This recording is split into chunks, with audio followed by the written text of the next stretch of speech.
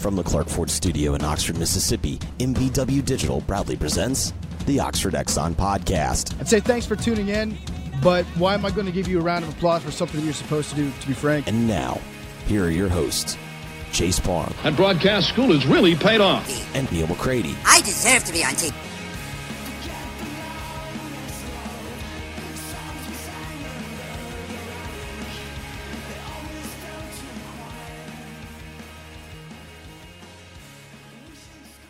Welcome to this Tuesday edition of the Oxford Exxon Podcast. Chase Parham and Neal McCready, Clark Ford Studio this morning. We'll talk some attendance. We'll talk a few other things today as Ole Miss and Cal getting ready for an 11 a.m. start on Saturday from Vaught Hemingway Stadium. You can find what was said at yesterday's media availability from Matt Luke, Rich Rodriguez, and Mike McIntyre. They're on the site at rebelgrove.com. You can get PFF, Pro Football Focus, snap counts, and grades there as well. Get a bit of discussion going around on those things. So check it out on the message board at rebelgrove.com and more. And head on over to the Oxford Exxon. You're coming to town this weekend for the game. Stop in. Maybe you have that Stadium Cup in your car from last Saturday.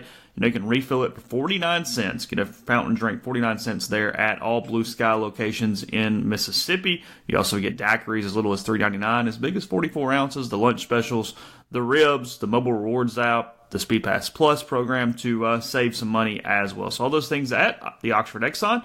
And again, can be done from the Clark Ford Studio. We are Clark Ford's in Amory, Mississippi, 662-257-1900. It's the number. Call it. Ask for Corey Clark. Tell Corey what Ford you're looking for, and he'll send you a quote within 15 minutes in business hours. Right to the bottom line. No hassle, no haggle. You get a quote. The rest is up to you. You can shop that quote around, or you can do what I've done several times now and what many people who have listened to our podcast have done, and that's get yourself into a Clark Ford today. Great products, phenomenal service after the sale. Corey wants to be your car guy. He wants to be your truck guy. He'll prove it to you. 662-257-1900. Where do you want to go? You want to go with one of your topics? Should we go with attendance? Where do you want to start? We can start attendance because I think it's going to lead us into what I want to ask you about. Okay. So we were probably going to talk attendance anyway. Obviously, not much crowd on Saturday for Ole Miss in Southeast Louisiana. That was to be expected to some extent. And a lot of social media reaction to it. A lot of people kind of using it as a splice point to the overall mood of the university right now. As I said yesterday, I went into Saturday going, they win, they're healthy. I'm going to kind of let them move on. Don't really care about the attendance. Don't really care what it looks like. They've got Cal. That'll be a much more of a litmus test in both ways next week because it's a good opponent. Every year, some fans kind of pick a game to skip for the most part. It just is what it is. However, can I interrupt real quick? Yeah, sure. Real fast thing. Yep. There's a lot of talking points out there. I don't know what spin anymore. There's so much spin on so many different sides right now because it's so kind of, I don't know if volatile is the right word. Just people are irritated. Do you buy that Ole Miss requested an 11 a.m. kickoff for Saturday? I have never heard that. I've not heard that either, and yet I see it come from a lot of people that are normally pretty legitimate. And then yesterday in Matt Luke's thing, he talked about an 11 o'clock kickoff in a somewhat negative way. Yeah, I did not. I've heard that rumor. I did not buy it enough to check into it. Let's put it that way. Okay, fair enough. Does that make sense? I mean, maybe I'm wrong, but it was not something that put my antenna up. Well, it struck me as so illogical that I never asked about it again. I think I have a feeling that what happened was something got lost in translation. Obviously, the league knew it was doing a doubleheader. The league knew that it was going to clear the decks of games so that Georgia and Notre Dame would be a showcase game Saturday night. And so everyone knew that there wouldn't be but one other night game, and you could look at the schedule and see that the game that they would put on the SEC network would be a game that would not compete in any form against Georgia, Notre Dame, and that's San Jose State at Arkansas. So you knew everything else would be in the daytime, and you knew that the 2:30 game would almost certainly be Auburn at Texas A&M because it's two top 15 or so teams. And so you also at that point then could extrapolate it and know that there were going to be a lot of 11 o'clock games. And I think that's where it came from. The time zone thing is not enough of a reason to have an early game because you won't. I mean, Ole Miss needs as many people in the stands as they can get. The later the game that happens, the better that is for that. It just is what it is. The whole we're going to play them on a bad time clock. They're kids.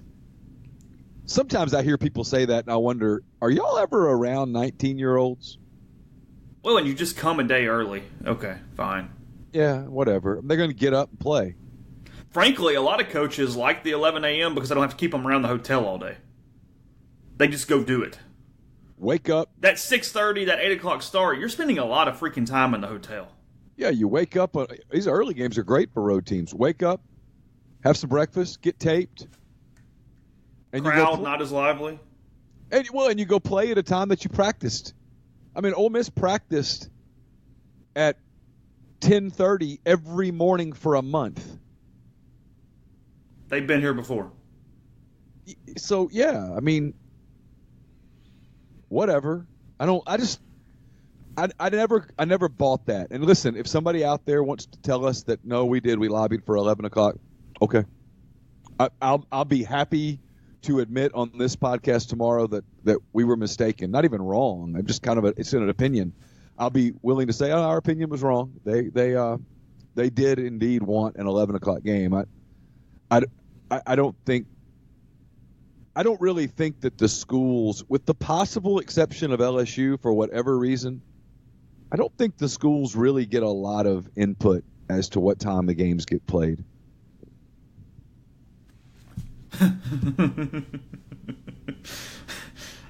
Sorry. I think you're right. So we'll follow up. But yeah, I don't buy that necessarily. My point, though, being we knew it was going to be that middle week. When you got 3 home games in a row, you got an FCS opponent in the middle, you knew it was going to be one of those things. Yeah. So attendance around the country is down. We've talked about this. There are very few stadiums that are going to consistently have 90 to 100% occupancy every week of a college football season. Just is. There's nothing else, whatever. So I was looking through Instagram last night for something else. I was trying to send somebody something, and I saw a picture from 2013. And again, it was the home opener, so maybe it was more compared to Arkansas last week. I get that either way. Ole Miss played Southeast Missouri State, whatever. I think that's who it was. I'll look in a second. In 2013, their FCS game, and 25 minutes before kick, the student section was 100% completely full. Full. The crowd, completely full. It was 60,000 in there. Now, this is the home opener in 13, so this is the home opener for Kimdichie and Treadwell and Tunzel and Connor and all those guys. I get it. But we're talking about 6 years, the same game on the schedule, if you will. Even if you want to compare it to Arkansas, just a contrast that is unbelievable. And yes, some of that is mood around the program, some of that is mood around the university, some of that is a lot of different things, including the way TV and digital and all that stuff is enhanced. But a half decade, Neil, and we're talking 25,000 more people, probably. That's a huge difference. Oh, it's a big deal. It's massive. It's a money deal. Yeah. Because that 45,000 number that was announced or whatever it was on Saturday, I mean, that was tickets distributed, tickets sold, however you want to phrase that. But you're losing a lot of money by not being able to consistently put enough people into that stadium. And I don't look. This is not an easy answer. I don't really have an answer. I'm just kind of pointing out obvious problems, so make that for what it is. But it's a change that's happening so rapidly that is more what would concern me if I'm anybody in that athletic department or, frankly, any athletic department that is dealing with the same thing. I have a college kid. She went to a party. Arkansas played at the exact same time as Ole Miss. It was a 3 o'clock kick. I mean, all jokes aside about who they played Colorado State. And for Campbell, it could have been Notre Dame, and it wouldn't have been any different. But she went to a party. She tailgated. She went back to her dorm and then went out that night. She didn't go to the game. Neither did her roommate. Neither did a bunch of girls at her dorm. I don't know. And no, I'm not sure that's overly representative of anything. And I don't We're talking think about it is. freshman college girls not going to a football game.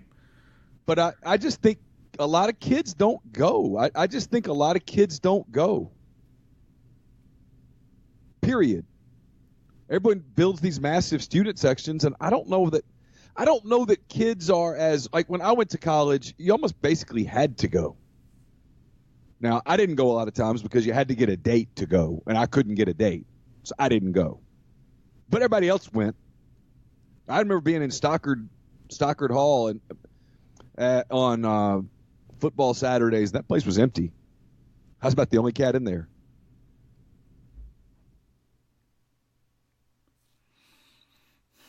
I just think it's changed. I think it's a lot of things.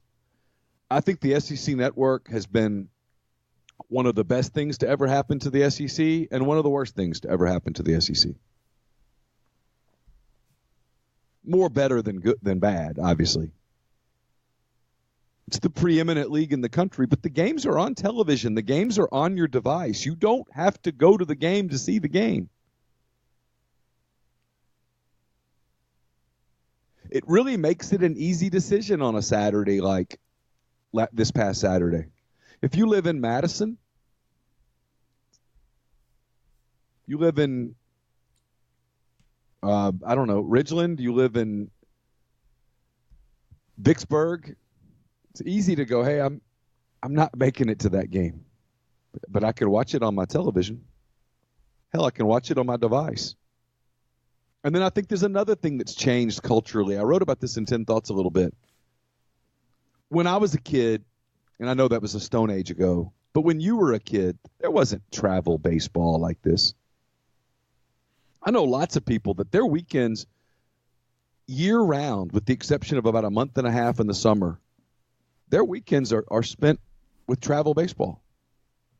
Oh, I mean, I was talking to one of our mutual friends who typically would be somebody to go to every game on Saturday. On my way to the stadium, they were in the Foley Gulf Shores area. The week before, we're in Lafayette, Louisiana. Yeah. With kids. Yeah. Carson had a soccer tournament last weekend in Tupelo. He's got a soccer tournament this weekend in Memphis. So you're losing a lot of just people that would go with families in that, call it 8 to 15-year-old range. That's a safe range, yeah. 8 to 15. You know how many people have kids 8 to 15? That typically that would be kids. Frankly, here's the more concerning thing. If you're, and it's not about Ole Miss or State or anybody else. That's those formative years where you're really building your loyalty to a school and your heartstrings and your fandom and all that stuff. That's that time when, hey, you're there and you like the band and you like the team and you're wearing the jersey of the quarterback and, hey, I'm in. Yep. And if I'm losing so many of those games, that's what makes me uncomfortable. So when you go to college, it's a big part of who you are. You can't wait to go to the. I think that's changed. I just think that's societal. I really do. It's everywhere. Ohio State student attendance was down by an average of 7,000. I think I saw some article in their student newspaper. I didn't watch a lot of college football on Saturday, but I did turn it on at 11 o'clock. So I turned it on at 11, and I flipped around. I got on the Peloton, and I rode the Peloton for about – I had the house to myself. Laura was with Carson. They had soccer. Caroline was taking the ACT, and so I had the house to Campbell's obviously in college. I had the house to myself. And so I went upstairs, got on the Peloton, and rode for about an hour and a half and flipped channels. And I watched some Mississippi State. I flipped to Georgia. I'll use Georgia as the best example because they're freaking good. They're a legitimate national championship contender. So that game kicked off at noon Eastern. There were sections that were empty.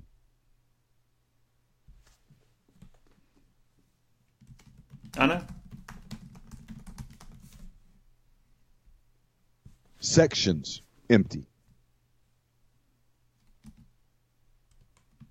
And I'm sure they announced 98,000 or some crazy ass number. That those people were not there.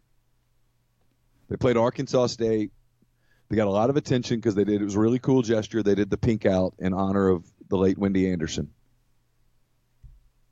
But there were and so that's how I know there were empty sections, because they showed how many people were cool enough, and I mean this sincerely, to wear pink for a person that they did not know.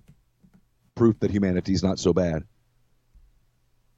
But in showing the stadium, they showed sections, and it was upper decks and stuff, but it was empty.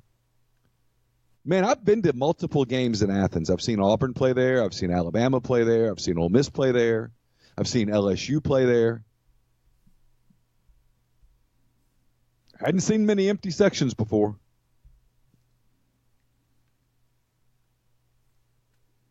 But if you're a Georgia fan in Atlanta, you can see that game on TV.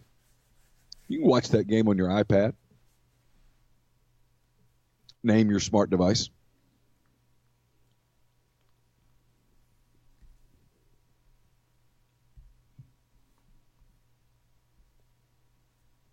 I thought it was interesting yesterday that Matt Luke opened with basically, I'm not trying to criticize here. I'm just trying to think of the right word. He was lobbying for attendance this Saturday. Lobbying's the right word. Thank you. Aggressively lobbying for people to please come. Because he mentioned it in the opening, and then he mentioned it again when the question was there about the 11 a.m. kick. Yeah. Yeah, it was on his mind.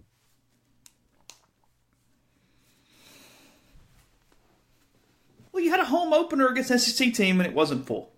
Because I'm sure he views this as an indictment on him. And to some degree it is. Although I am more and more convinced by the day it is less an indictment on him and more an indictment on the process that led to his hiring. There are people who are legitimately angry at the process and the lack of transparency that led to his ultimate hiring at the end of that national search. And frankly, it's something that, and all the people that did it are gone, it's frankly something that needs to be explained, or it's never going to go away, barring a 10-win season or something.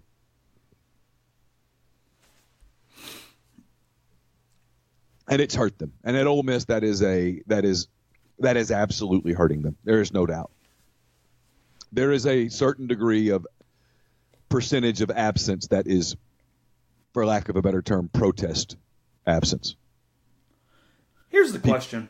People that say, I'm not going, I don't appreciate the way that was done, screw it. Here's a question. We talk about how big certain games are for next games, because that's what's funny.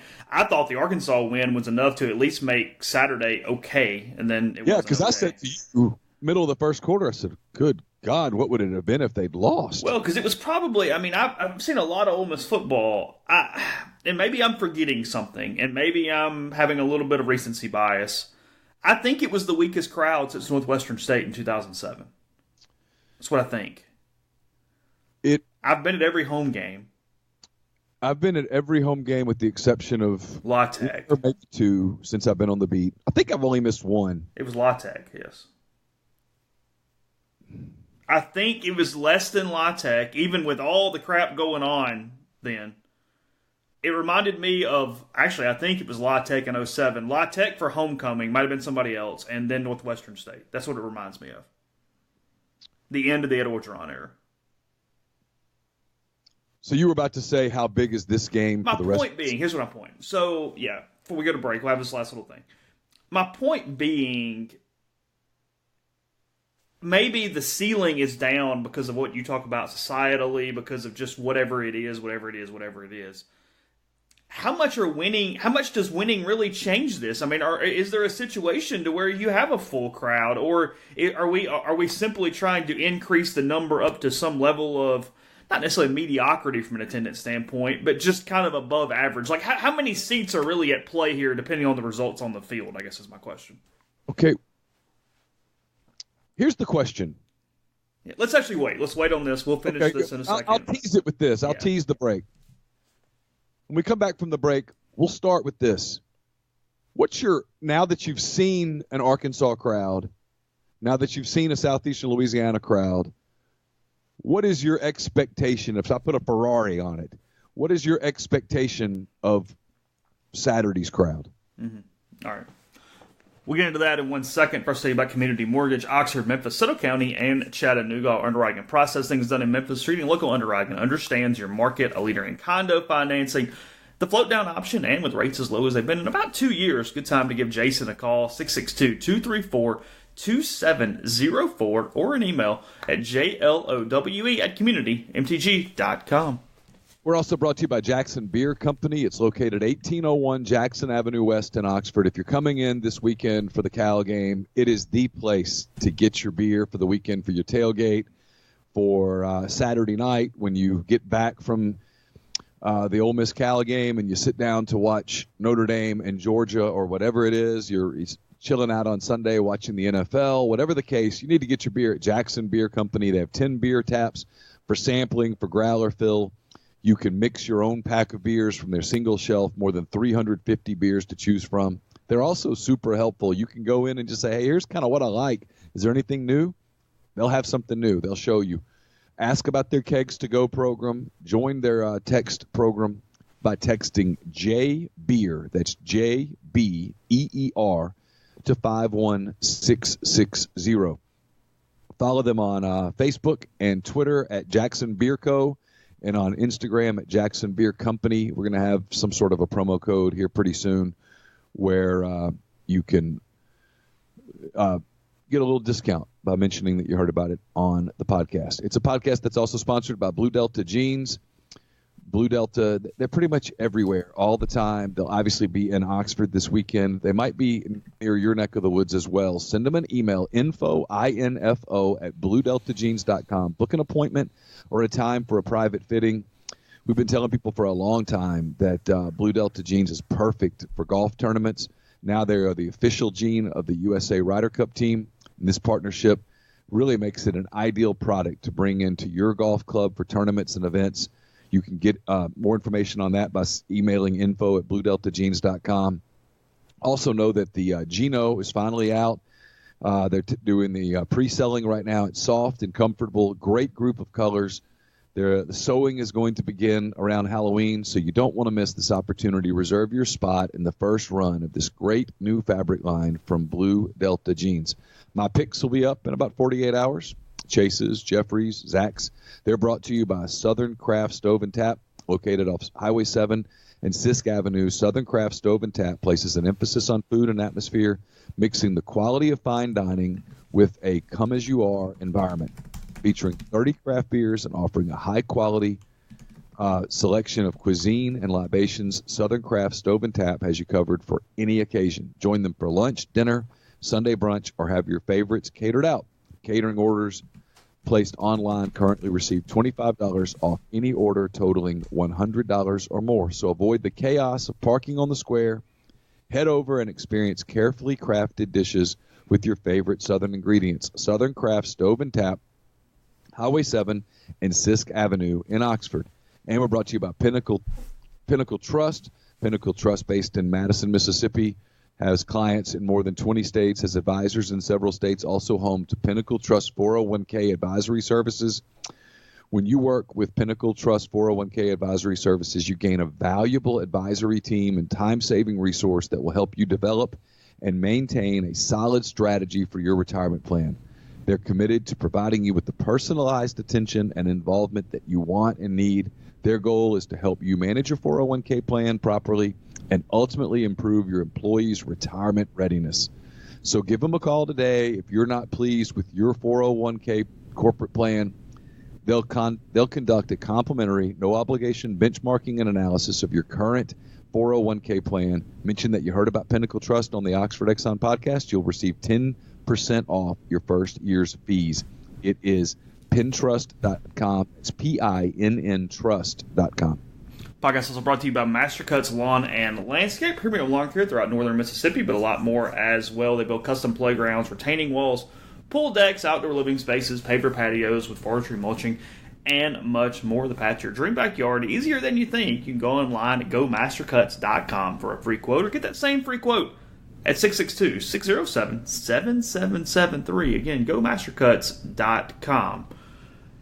So, one more time. What's your guess on attendance now that you have a couple of games you can lean on as reference points? What's your guess on Saturday's attendance? I think town will be very busy. Okay. I think town will look like a normal SEC weekend. Maybe not like, hey, Alabama 14, but you know what I mean. Normal. Yeah. Attendance is going to be more than Arkansas. Obviously, it's going to be more than CELA. I don't think it's a.m. So I don't think it's going to be more than Arkansas. You don't. I don't. I don't. I think one of the things that gets undersold on the Arkansas deal, a lot of people say Arkansas didn't bring many people. I disagree. I think Arkansas brought a lot of people. They didn't sit in their sections. They were mixed throughout all the other sections. I think what's happened is people have gotten smart. And instead of at Arkansas, I know this because Campbell went to buy a ticket there. It was $80 per ticket, period. You could get tickets for $12 on StubHub, Ticketmaster, SeatGeek, pick your whatever. So they bought those and they were interspersed all over the stadium. I don't think Cal's going to bring that many people. No, they're not. Cal's not going to bring, frankly, anything of note. If you don't know the truth. So I'm going to guess actual people. We'll never know the answer to this because Ole Miss is going to release tickets sold. I don't blame them. Everybody in the country does, yeah. Yeah. I'm not. It's not a criticism. I'll guess 41,000. See, I go over that. I think you got Bama next week. This is a winnable game. It's a losable game too. I think anybody who wants to come to a game, feel like you've got kind of a neat opponent in town, a chance to win, and things are at least going okay, I think they show up. I think Butson seats 45 to 50. Okay. Now, I'm not sure getting over 50 gets into a little different thing. I think I would guess a little over 50 worth the game at 6:30, frankly. But I think that 11 knocks out 5,000 people. Here's the answer to your other question. Yeah, sure. What's the difference between a win and a loss? Because they're losing next week. The difference between a win and a loss for the Vanderbilt game is significant. I would not have said that before the season. I underestimated the level of animosity that I think a significant portion of the fan base has towards the administration. Okay. And you think it's that simple? Not the whole deal, but you think it's a major part of it. Yeah, I don't think it's that simple, but I do think that's a fairly significant element.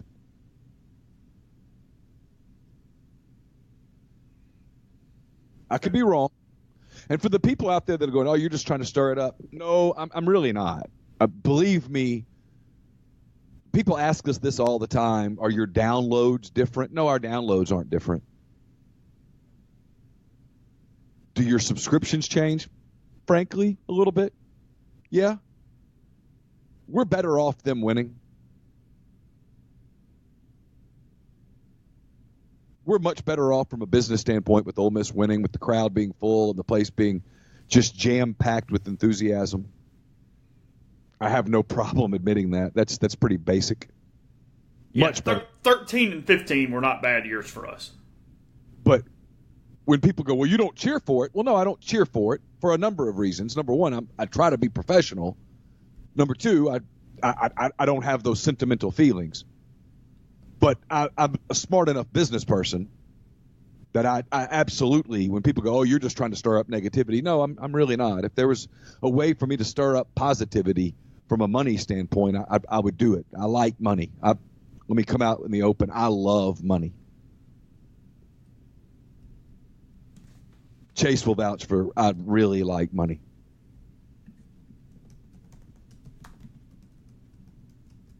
So if the gods came down and said, you get to pick, they win or lose, oh, I'll take a win. But I have no control over that.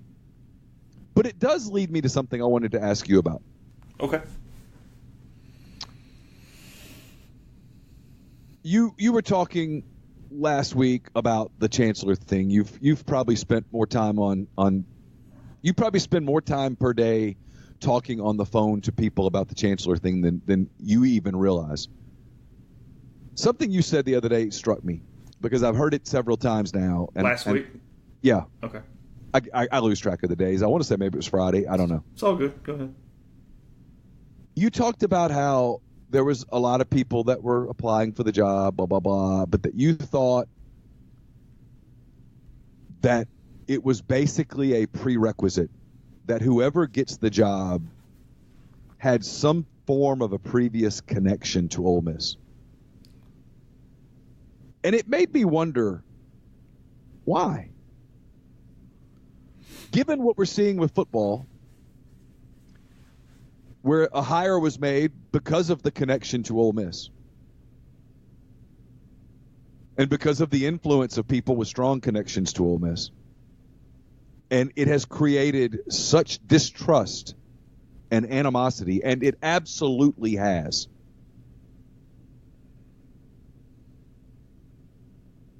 Why would you not learn from that and say, let's just hire the right person and let the cards fall as they may?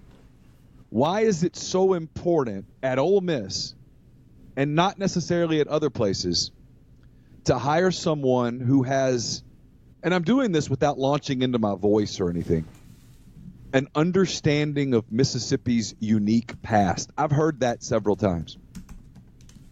And my question, and I mean this sincerely, this is not rhetorical, because I think I actually have a pretty unique view on this. And I've said all along that I don't have an opinion. I don't feel I really deserve an opinion. And so I'm saying this without an opinion. But I have a kind of a unique perspective on this because I went to Ole Miss. My brothers went to Ole Miss. My wife went to Ole Miss. I have a sister-in-law who went to Ole Miss. My dad got a master's at Ole Miss. I met my wife at the Oxford Eagle, covering Ole Miss. I know a lot about Ole Miss, yet I was gone long enough and came back at such a weird time, and some things that have happened. My relationship with Ole Miss is not what it once was. It's fine, but I don't think. I mean, I've had prominent Ole Miss people say we don't claim you. I'm like, that's cool, no big deal, nope, no problem. So I have a unique perspective to it. I wonder what that means when someone says that, because what it sounds to me is, well, we have to have somebody who understands the past. And I'm like, so you have to have someone who understands 1962? Why? Because the kids that you're recruiting today, and that is what a university does. A university is a business.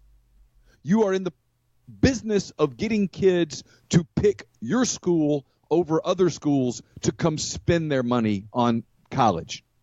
That's exactly what your school business is. All the academics out there can talk about a lot of crap. Nope, you're in business. You're in business. And the people that you're recruiting for your business were born in 2002, 2003. I've got one. She's a high school junior, about to start taking college visits. She doesn't care what happened in 1962 at your school. She doesn't care. Doesn't impact her decision, not one iota. That was, 50 years ago? I mean, I've got a kid who's a high school junior. She was born in March of 2003. Kennedy had been dead 40 40 years. That's immaterial to her. That has nothing to do with what your job is as a university. To contextualize the past. That has no impact on your ability to run a successful business. And for the people who say, well, it's more complicated than that. Okay, don't get enough kids on your school and watch what happens to your business. Let enrollment drop and drop and drop and tell me what happens to your business. So why is it, Chase, so important at this moment in time when people like you who are intimately familiar with the university, people like you say, and I agree with you for the record, that this is a critical hire? Yeah. Why is it so important to bring in someone, he or she, who has a connection to Ole Miss and who understands Ole Miss's complicated history? Well, there's a couple different answers to this, a couple different things to this. I'll go through a couple of them. First, I do think if you put a gun to my head and said, do you think that is an important criterion? I would say yes. I do not feel it as strongly as some other people who have intimate knowledge of the process. So when I think it's potentially or likely a thing and somebody else thinks it's definitely a thing that I trust, I tend more toward the middle of going, pretty major toward that side. Does that make sense? Yeah.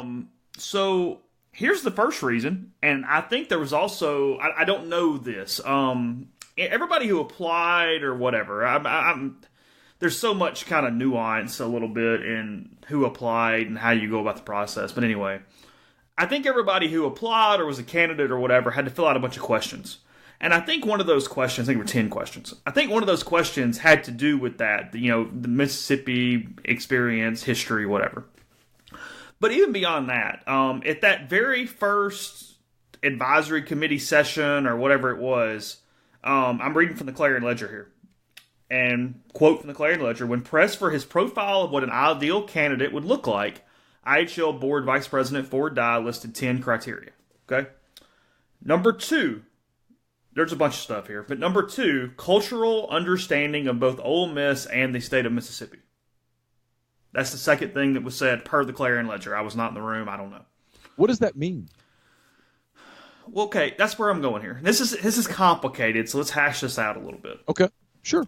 So I was talking to somebody on Saturday morning, and our discussion was, that could be taken a couple different ways. And one way that, maybe not that sentence necessarily, but the sentence of, hey, it would be really helpful if you had some idea of how stuff works around here. Put it that way for Mississippi, or however it's phrased. Again, I don't have the verbatim question in front of me. There is a way where you go, okay, I get how in any place, having a little bit of an understanding is better than having no understanding. Now, should that be the end-all, be-all? No. Should that be something that knocks out a bunch of other candidates? Hell no. But I do get how having some knowledge of a place is a positive on a very micro level. Does that make sense? Yeah, sure. Good? All right. Yeah. Here's the problem with that question. Here's the problem the way this is read to me a little bit. Is A, it can easily come off to candidates, to stakeholders for the university, to me a little bit, as a very negative connotation of A, if you don't understand the history, because when you use the word cultural, we're talking about a lot there. That starts getting really detailed and odd on what exactly we're talking about. And then B, I wonder if candidates see that and go, oh, they're basically saying that they're picking somebody who's going to go way conservative, or that we're trying to bring back, you know what I mean? Like, there's a lot of different ways that can be read. Sure. The way I interpret it, I'm not talking about 1962. I'm not talking about statues. I'm not talking about monuments. I'm not talking about any of that. I do think, and again, I'm not saying this is something that should knock out anybody, because frankly, when I look at that list that I compiled on Saturday, there were several people in what my independent top 5 would be that have no ties to Ole Miss whatsoever, and I really like their resumes. I think, though, because of the convoluted nature of the IHL, the convoluted nature of, you can call it what you want to, but it's just, there's a lot of weird ways to get things accomplished around here that don't necessarily translate to a lot of other institutions, a lot of other boards, and frankly, a lot of other states from a political nature. I do think it is a positive to have someone who understands the paths necessary to get things accomplished. That has nothing to do with history or civil rights or anything. It has to do with simply a pragmatic way to accomplish tasks as pertain to the University of Mississippi in 2019. Sure. Does that make sense? Yeah, but that's the way I interpret that. Kind of two things on that real quick. Sure, yeah, go ahead. One, and I'm not one to defend the IHL. I think the system is sort of silly. That being said, the IHL is not going to hire Ole Miss's next chancellor. The Ole Miss people are going to hire Ole Miss's next chancellor. The IHL is going to rubber stamp it. They didn't hire Vitter. Ole Miss people hired Vitter. Yes, Ole Miss recommended Vitter to the IHL. And the IHL rubber stamped it. They would have rubber stamped Bozo the Clown. Whatever. That's one. That's probably a little strong, but go ahead. I don't want to get bogged down in details. But yeah, but you know what I mean. They would have whoever the your five fear with the IHL. Let's keep it real here. I don't see any reason why this is going to be the case. Your fear with the IHL is that the non-Ole Miss people on the IHL delay or bog it down. That is your concern. And I'm not saying that's happening. That's not my point. I'm saying the system allows that as a possibility, so it makes people nervous. Yeah, I'm willing to bet that will not happen. Which brings me back to my next question, which is the original question, which is, don't you want to hire somebody who has shown the ability to run an institution, to hire people that know how to run an institution, to hire people who know how to create a vision, a message that resonates with the people that you're trying to recruit and their parents? Because that's what gets lost in so much of what I read. And maybe it's just me being too simple-minded. But I just went through the college process once. I'm about to go through it again, literally starting like in a few days. My questions to schools have nothing to do with some of the stuff that I hear so many people talking about. And I can tell you, like I said, having sat in these rooms and talked to other parents, they're more like me than they are the people that I keep hearing talking about all this stuff. Is my kid going to be safe? What are you doing? And here's the big one. What are you doing to create jobs? What are you doing to create job opportunities for your graduates? That's it. What are you doing to make your degree valuable? That's it. I don't care about the landscaping. I don't care about the history. I don't care. Is my kid going to be safe? Is the campus environment positive? Is he or she going to get out with a degree that is valuable, that leads to job opportunities? That's it.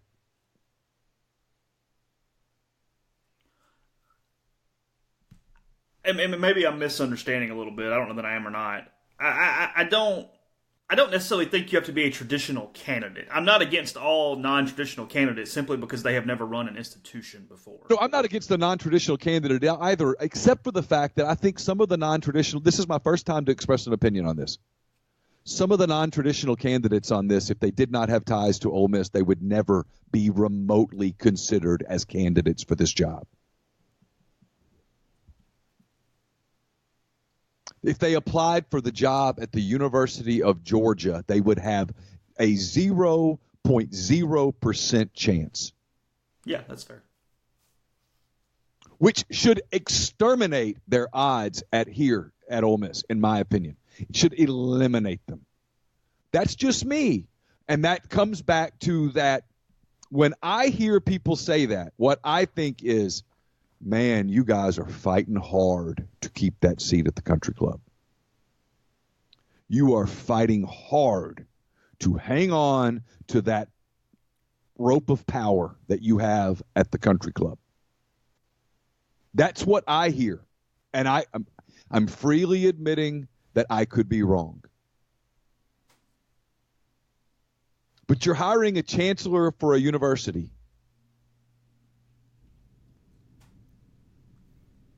That's what you're hiring. Someone who can run a university. In this case, someone who can handle a medical school, which is 2.5 hours south. Somebody who can fundraise. Somebody who can promote a positive feeling among alums and such. And someone who knows how to recruit kids to come into your business. And frankly, 3, 4, and 5 are as important as anything else because 1 and 2, you can get somebody else to do some of that. Yes. Well, I want to hire the right provost. Again, Noah Wilkins does a good job. That was not a shot at him, but you know my point. Like, hire the right people, let them do their gigs, and you focus. I mean, the chancellor is look, obviously, it's a very important position. It is a face position, it is a fundraising position, and it is a feeling position. Yeah, and those are the 3 things it is. It's 3 Fs. I realize I've triggered some people, and I'll probably get some emails and some calls where people will say, "Hey, this is why you're wrong." Don't do it today. I'm way too busy. Call me tomorrow. I don't think I'm wrong. I look at it and think, hire somebody who knows how to do that job. And then let them do it. Free of all the other stuff. And if that person has Ole Miss ties, awesome. If he doesn't or she doesn't, awesome. Now, the thing is, if you go, hey, somebody who absolutely 100% knows how to do that job, out of the candidate list that I put up, and again, this is not about Bobby Robbins, this is my point. There's only one candidate that even has that type of thing because a lot of the other chancellors that are running for this job, they've been at such smaller schools that it just doesn't apply. You know what I mean? Yeah. It's not the same gig. If anybody thinks that I'm endorsing a candidate, I'm number one, that would be the worst thing I could do for anybody. Number 2, I wouldn't know Bobby Robbins if he walked into this. Yeah, and that wasn't my point. I'm simply saying that there's not a ton of people where you go, hey, this guy's done it here, and here. Okay, well, no, you're going to have to look past that into a little more of a leadership situation. Yeah, I mean, I haven't even read your whole list. I know you read it to me. I heard it. There were a couple of people I was like, well, they're the number 2, I think, at Auburn, at Clemson, Georgia Tech, somewhere. I don't remember. Those kind of people, okay, well, being the number 2, does that translate to being the number 1? I don't know. Maybe it does. Maybe it doesn't. I don't know. I hear the Ole Miss thing, the Mississippi thing, and I think maybe I'm wrong, but that feels like, man, got to hang on to this seat of power for as long as possible. Isn't that what happens everywhere to a point, though? I don't know. But my point being, everybody nominates and talks about people they know. I mean, that's human nature for every job and on the planet. Could be. My answer to that is when Carson comes home and says, Dad, I made a 62. I don't say, well, what did Jimmy make? I say, why'd you make a 62? Yeah. I don't think the solution is, well, everybody else did. Yeah. We'll continue this conversation in 1 second. Go ahead. Yeah. Before we do that, let me tell you about Visit Oxford. VisitOxfordMS.com is the website. Go to the events page, see everything going on, including we've mentioned Michael Bolton's tonight at the Ford Center for all the people interested in that. You got a South Talks lecture tomorrow at the Vernon Observatory. You have a lot more going on. There's the Great Oxonian Exposition at the Powerhouse tomorrow from 12 to 6. Stacker Mountain Thursday night, 6 to 7:30. Chris Lane at the Lyric on the 19th as well. Plenty more. You can find out where to eat, what to do, and see where to stay and everything else with VisitOxfordMS.com/events. Bookmark it, keep up with it, and know what is going on. We're also brought to you by the Westin Jackson. My mailbag will be out tomorrow. It is sponsored by the Westin Jackson. It's a Marriott property located in downtown Jackson. It's home to Soul Spa, the ultimate luxury spa experience in downtown Jackson. It's also home to Estelle Wine Bar and Bistro. Great cocktail menu, curated wine list. It's open for breakfast, lunch, dinner, and Sunday brunch. All of Chef Caden's offerings are fantastic. You should try it. The next time you pass through Jackson, you should stay at the Westin Jackson and enjoy all that it has to offer. We're also brought to you by John Edwards of Regency Travel Incorporated in Memphis. You guys know how this works. If you're planning a trip, if you're thinking about a trip that you want to be special, you want it to be memorable, you want it to include amenities and things that people will be talking about for a long time, get in touch with John. He's part of Virtuoso. It's a worldwide network of travel partners that allows him to supply his clients with added values and unique benefits that just aren't available to other travelers. You get in touch with him, you give him some parameters, you give him a budget, and then sit back and let him give you options. And no, you don't have to live anywhere near Memphis to take advantage of his services.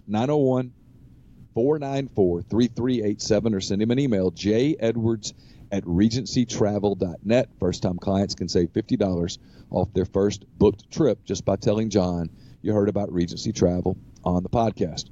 We're also brought to you by Grenada Nissan. If you're in the market for a Nissan vehicle, Grenada Nissan's the place to go. They've got a complete selection of new and previously owned Nissan vehicles. Go in, test drive one today.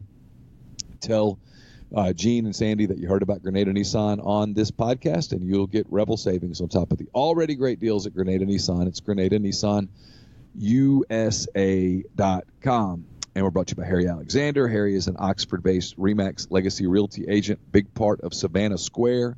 It's a new 9-acre development, 0.7 of a mile from the Oxford downtown square. If you're coming in this weekend and you're interested in relocating to Oxford, retiring in Oxford, if you live in Oxford and you're thinking about moving to a different part of Oxford, get in touch with Harry. There are several homes that are in different stages of development. There are multiple properties out there at Savannah Square. You can check it out at savannahsquareoxford.com, and then get in touch with Harry, 662-801-5621.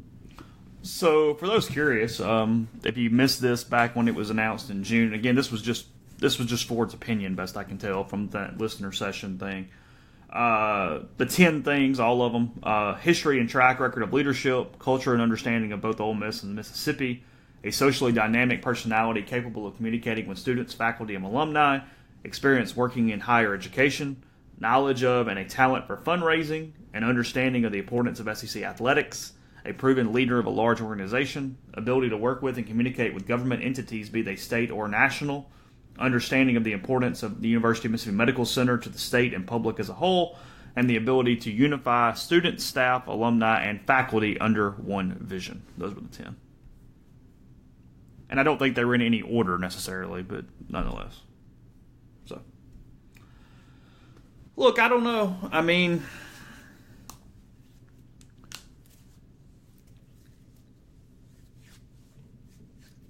I think that, they're going to cut this thing. They're going to make one cut to this thing here pretty soon, this week, next week, I don't know, whenever it is. And then they're going to have a finalist list, and I think you're going to have some traditional and non-traditional candidates on that finalist list. And I have no idea what direction this thing's taking. None. I don't think anybody does. I think 3 or 4 people are going to make a decision. And frankly, versus the Vitter thing, I think this is more of an Ole Miss people on IHL decision than anything else, my opinion. Huh. Okay. I do. And frankly, I'm not sure that's a bad thing, because when you start getting into these university advisory committees recommending candidates down to picking the candidate, that's so many cooks. You know what I mean? Like, sure. You don't have one. It's not about one opinion. That's not my point. You don't even have one conversation. You've got so many different motivations that everything just becomes muddied and thrown up in the middle. That's my issue with that. Lot of different things factoring in there. So they've done a good job. Frankly, I'll be honest here. We've made fun of this a little bit. I think they've done a good job of letting a lot of people speak, have their voices heard, kind of get an overall group of candidates sort of placed, and then when it gets down to brass tacks, there's a few people that are going to make this decision. Yeah. Yeah, you can't have a group of 40 make a decision. No. And even with the Ole Miss Advisory Committee, like with the Vitter thing, that's still what it kind of was. You know what I mean? Like, you don't need 100 people asking questions in interviews. They can sit in, they can listen, they can give opinions. You need a few people asking questions. You need a very pointed plan for the interview process. And for the love of gosh, take him to dinner. That's my thought.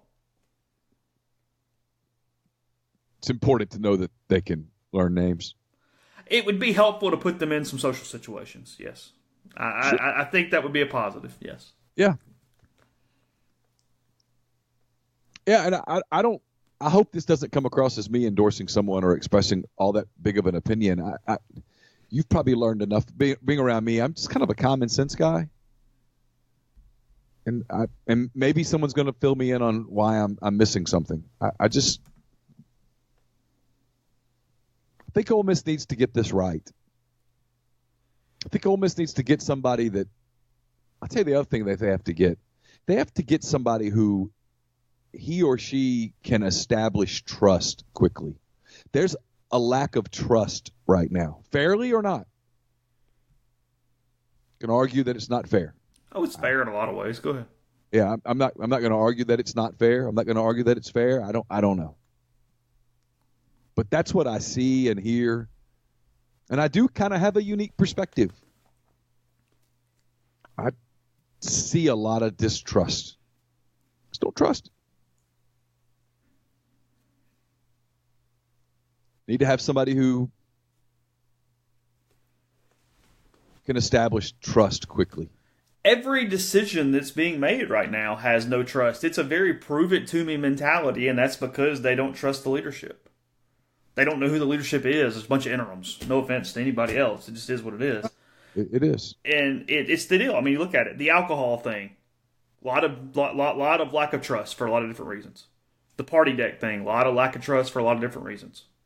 And I'm pretending to get to athletics, but that's what we discuss every day. Yeah. That goes across. It goes across the gamut. It's not just athletics. It's academics. It's fundraising. It's attendance. It's everything. It is. Ole Miss is in a very, hey, nah, you better prove it to me because I don't trust you. That's what the fan base is saying right now. Yeah. And it's because there's not this united front. I mean, Ole Miss not too long ago was pretty united, pretty unified. You lost it quick, and sometimes it's hard to get it back. Oh, it is hard to get it back. Without transparency and without strong leadership, it's impossible to get it back. Like I said, I mean, that's just society. I mean, it's a weird spot when you say who's the most popular person or who's the most important person on campus right now to the average fan, and they go Kermit Davis. Sure. Basketball coach at Ole Miss. Who's been here a little over a year. Yeah. Yeah. It's not a shot at Kermit. It's the basketball coach at Ole Miss. Now that's becoming a harder ticket by the day, and people are interested and energized, but it's because Kermit's had a plan, and by gosh, he's following through on it.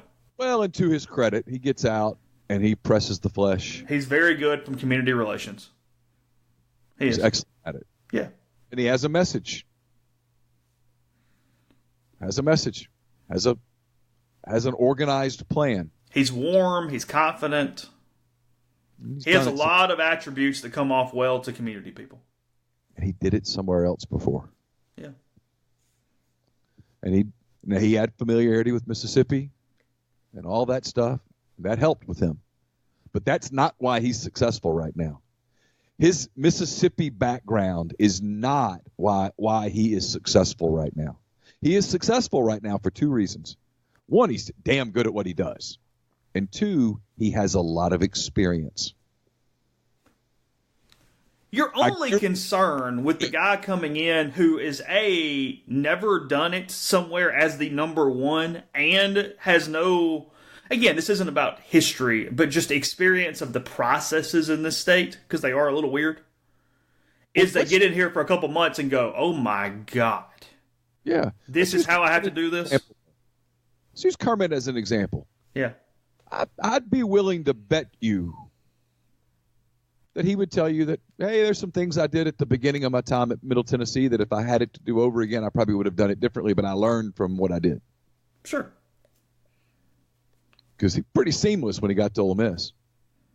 I mean, literally, when you try to say, hey, what has Kermit Davis screwed up since he got here? The only thing you come up to is he talked about the anthem thing at his opening that created an unnecessary controversy.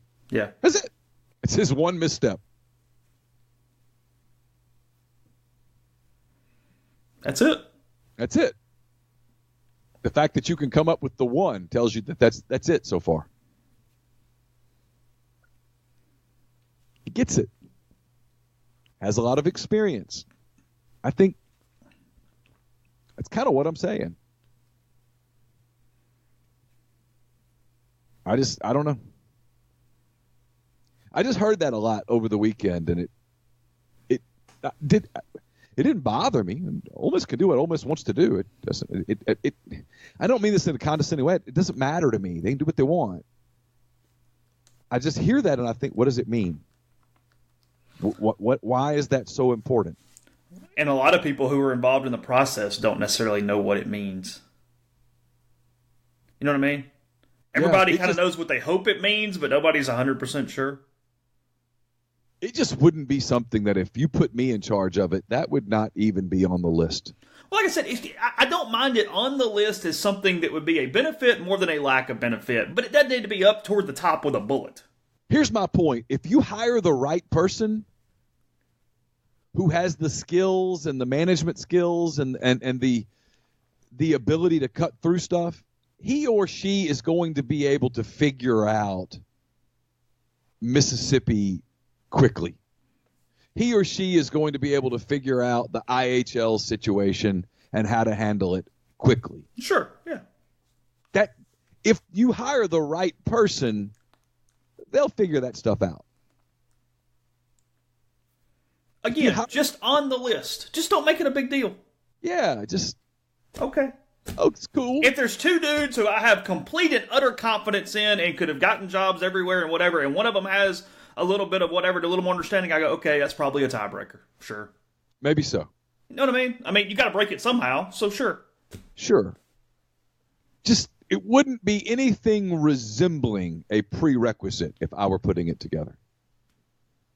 And any more than it would be an exculpatory thing. I'm never going to be the guy that goes, you know what they should do? They should hire somebody who's never been here no matter what. That's stupid. What if the best person is one of your people? Cool. But if he or she isn't, then you should go outside. It's a really competitive marketplace. We get hung up in the athletics. Academic recruiting is really competitive. Really competitive. You better hire somebody who has a grasp on that. And understands the two are tied in together. They are. But you can't, you just, everything can't be about one or the other. Well, my point being, there are presidents and chancellors and people off that list even that you could hire who would go, athletics is secondary, and it's so far secondary it doesn't matter. Whoa, no. That's a mistake. Athletics are, whether they should or shouldn't be, athletics it is the front door of the university. Absolutely. It's the reason why all these schools, even with kids like my kids who, well, Caroline cares a little bit because she likes to dance, but kids like Campbell, I mean, they when Mississippi State recruited her, and they did a great job, it was always, hey, come to a game. Come over here for a game weekend. Come early. Let us give you a tour. Let us show you everything, and then be our guest at the Mississippi State, whoever they played game. Arkansas, come to the LSU game. We want you to come visit and blah, blah, blah. Ole Miss does the same thing. It's all these schools do it. There's a reason for that. It's the front door, and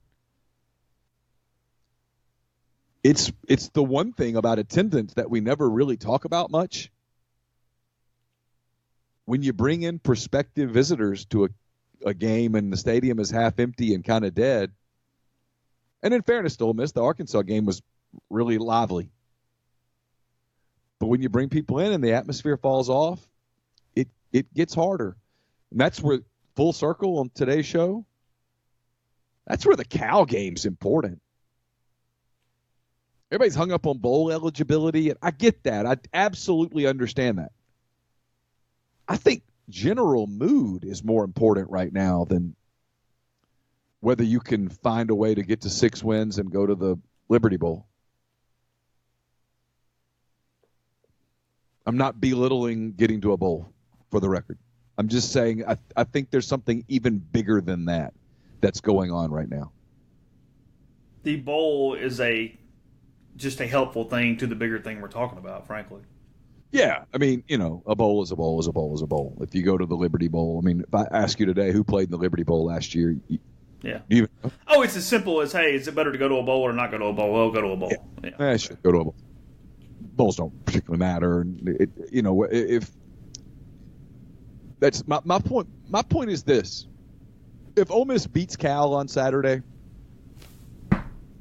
no one's going to hold a loss to Tua and Alabama against anybody this year, with the possible exception of Georgia and LSU and Auburn because they're insane.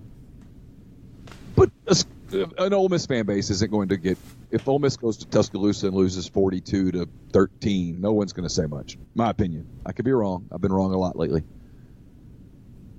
But if they lose to Cal, the attendance at that Vanderbilt game, which, frankly, in my opinion, and no one has told me this, but it has 11 a.m. written all over it if Ole Miss loses to Cal. If Ole Miss plays Vanderbilt at 2-3, I don't think there's going to be many people there. If Ole Miss plays Vanderbilt at 3-2, it'd be a different deal. A chance to get to 4 wins at the turn. A general feeling that the program's doing better, that you're going to play a eminently winnable football game at home in October. Weather presumably will have cooled off a little. I do think it's big from that perspective. Because that scenario where Ole Miss loses to Cal and then goes to Alabama and loses and plays Vanderbilt in front of a lackluster crowd, and even if it wins, they go to Missouri and then they come home on October the 19th, and the only thing that anybody's even talking about is, well, at least we can get a beer. That's kind of a spirit killer. Mm-hmm.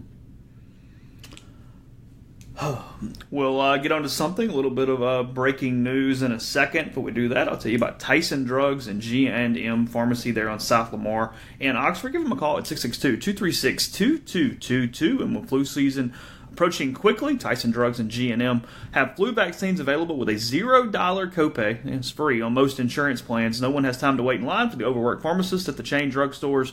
So stop by one of the locally owned pharmacies where we have multiple pharmacists available dedicated to getting you in and out as quickly and painlessly as possible. Tyson Drugs on the Square in Holly Springs, or G&M, again, off South Lamar Boulevard. Go see them today. Again, that number is 662-236-2222. Celebrate 125 seasons of Ole Miss football with this exclusive offer. Pick one non-conference game and one conference game, which includes parking, for just $125. For more information, visit OleMissTix.com. Join the Rebel football team back in the Vaught on Saturday as they host the Cal Bears at 11 a.m. Tickets still remain. Can be purchased by visiting OleMissTix.com. The 2019-2020 Ole Miss Hoops season just around the corner. Don't miss any of the action of Coach Yo's women's basketball team and Coach Kermit Davis's men's team this season in the Pavilion. For tickets, visit OleMissTix.com. And the Ole Miss soccer team begins SEC play at home on Friday, September the 20th. They take on the Missouri Tigers at 7 p.m. Admission is free, so bring the family out and enjoy Rebel soccer. Podcast also brought to you by 7 South Tailgating. 7 South, owned and operated by husband-wife duo Kyle and Jordan Thornton, both Ole Miss alums, Oxford locals. Kyle's a former Ole Miss baseball player, Jordan a former Ole Miss football staff member. What started as a way to pay for college has become the greatest tailgating service provider at Ole Miss. The team at 7 South are Rebels through and through. They take pride in the Grove and the impact their service has on protecting, preserving, and enriching the Ole Miss game day tailgating tradition. Call them directly at 662-321-1682 or visit 7southtailgating.com. And we're brought to you by Oxford University Bank. OUB, locally owned and operated right here in Oxford. When you deposit money at OUB, that money and the vast majority of the bank's profits go right back into the Oxford community. OUB gives you the comfort of home, all the benefits the big mega banks provide, all the technology and products you can want, all with a personal touch. When you call OUB, you speak directly with a live person. No buttons to push, no 5 minutes to wait. OUB offers its customers the absolute best cash checking account. It's called Kasasa, and with Kasasa, OUB will pay customers 2.5% interest on their balances up to $50,000 and refund ATM fees nationwide. OUB also offers online bill pay and mobile check deposit using its online app. To learn more, go to liveoxfordbankoxford.com or call 662-234-6668. OUB is FDIC insured. So some Ole Miss football alumni news, the much less version of it here, but just seeing this as well. Cowboys wide receiver Michael Gallup is out, so the Cowboys are working out Quincy Adebojo and DeMarcus Lodge today. Just a little info there. And then the other news that Daniel Jones has been named the starting quarterback of the New York Giants. Eli Manning headed to the bench. Wow. Yeah. I feel really bad for Eli. Me too. That's really the only emotion coming here because, look, the Giants are still going to be bad. Daniel Jones isn't sending them to the playoffs. From a Giants standpoint, this makes sense. Yeah, see what you got. If you're going to be a 2-14, 3-13 team, you should play the rookie.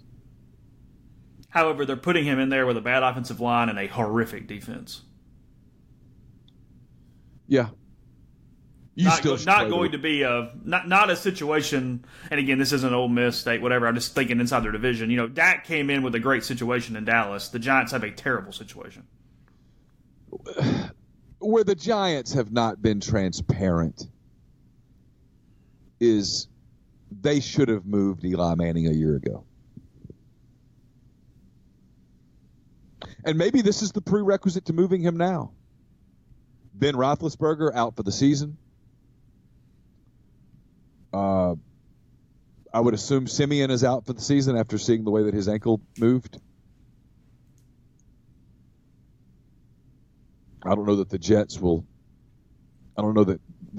could trade Eli to the Jets. I don't know that would work.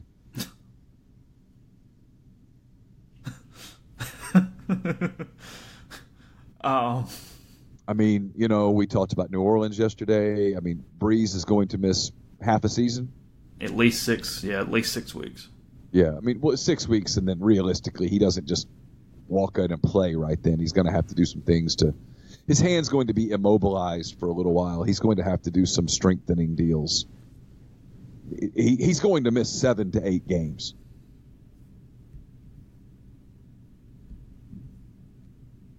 So there, and then look, the NFL. I mean, some quarterback's going to get hurt in the next week.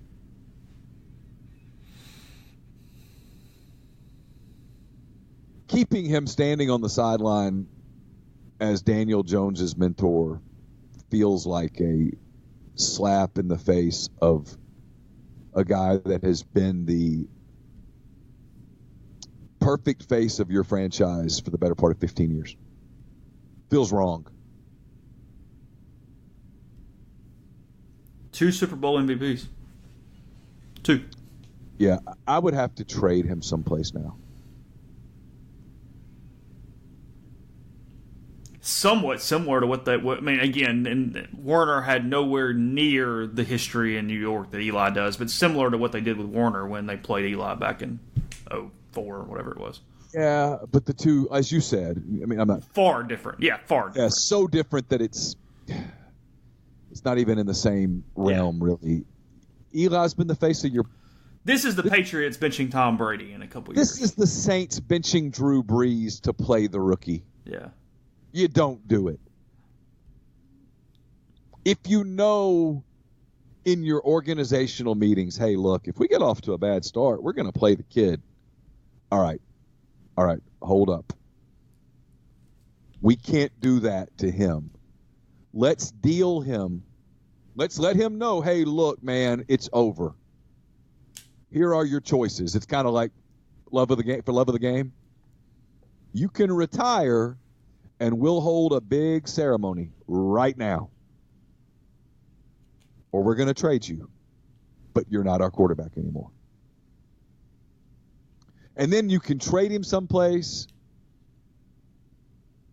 and bring in some journeyman veteran and tell that dude up front, hey, look, this is a paycheck, right? That's all this is. We're playing the kid at some point. So don't act shocked when we put the kid in. There was a better way to do this. The more I think about it, the more it kind of, I'm not even a Giants fan. The more I think about it, the more it kind of pisses me off. Not how you treat a veteran quarterback. Let's say Daniel Jones ends up being a pretty good quarterback. Let's say he's the starter for, 8 years, whatever. Okay. kind of a weird trivia deal here. David Cutcliffe will have been the head coach of the New York Giants quarterback from 2004 to like 2028. Yeah. I don't know. Just struck me for a second. Here's something from Eric Edholm to show you how teams are going to young quarterbacks more and more and more. Okay. His tweet, Eric Edholm, our friend, been on the podcast before, says it's possible, he says. Our first ever guest, no. How about that? He says it's possible that the New England Patriots' next 7 games are all against first or second year quarterbacks. Jets, Bills, Redskins, Giants, Jets again, Cleveland, and Baltimore. The best quarterback they're running into that group is Lamar Jackson for 7 games.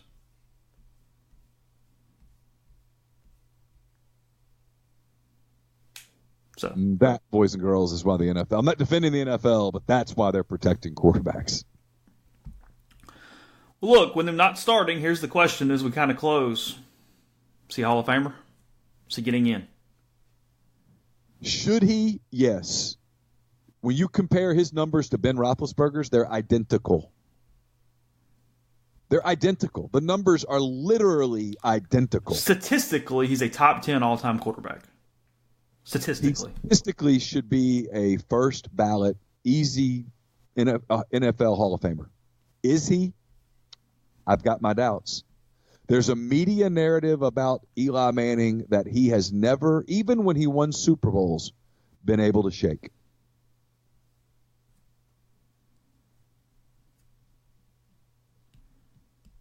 Always been listed in that second tier. I always listen, and I try not to be this way. I don't like Joe Buck. I think he's a lot of this is Cub fan coming out. Joe Buck and Troy Aikman, every time they do an Eli Manning game, it has a certain condescending tone to it.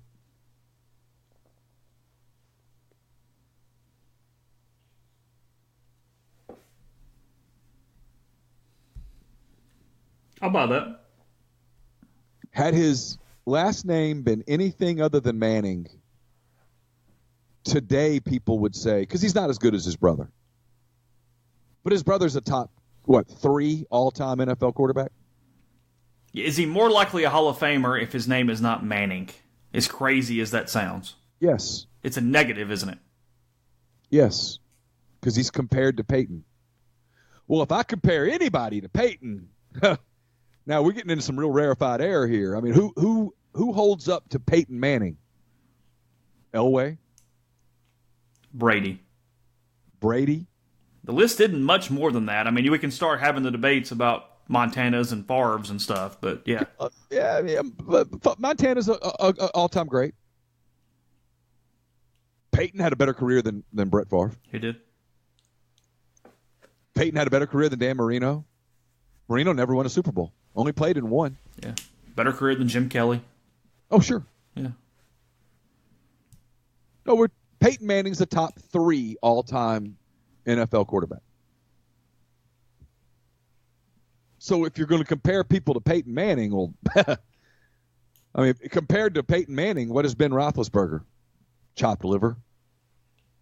Ben Roethlisberger and Eli Manning have the exact same statistics. Literally, I think Roethlisberger has thrown 1 TD more than Eli.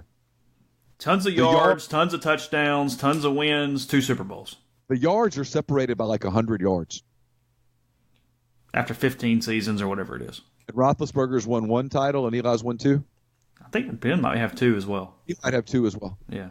Ben Roethlisberger and Eli essentially are the same dude, numbers-wise. Essentially the same dude. Roethlisberger will be an immediate Hall of Famer. And then you get into the stuff about Ben off the field compared to Eli off the field. Not even close. Well, yeah, now we're getting into a whole different deal. Should Eli Manning be a Hall of Famer? Yes. Is he? I have my doubts. I hope I'm wrong.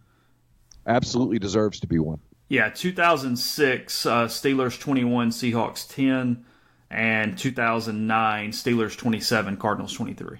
Okay, so they each have won 2. Yes. And yet, I think Phillip Rivers will get in before Eli. Ooh, really? I do.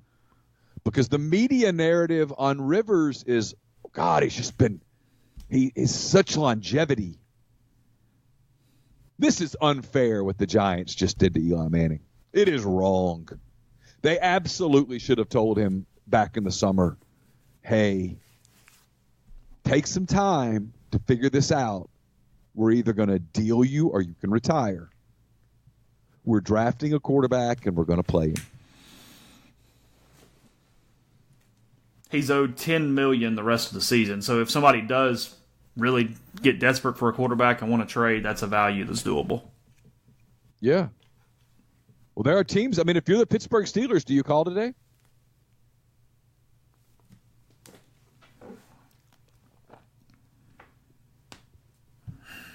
Because Ben's gone for the year. Yeah.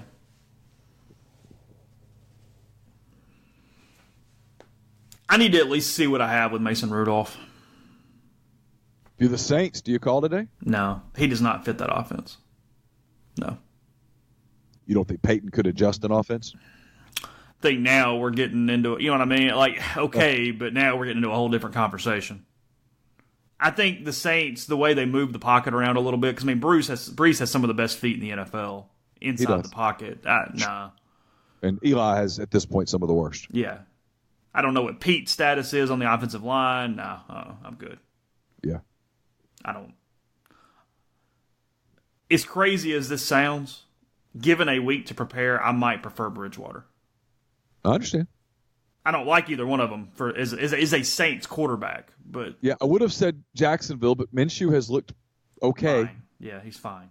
It's okay. Everybody gets hung up on the colorful stuff, and I love Gardner. I'm so excited for him and his family and stuff, but he was okay. Yeah. On the field. Yeah, they scored 12 points. I mean. Yeah. So.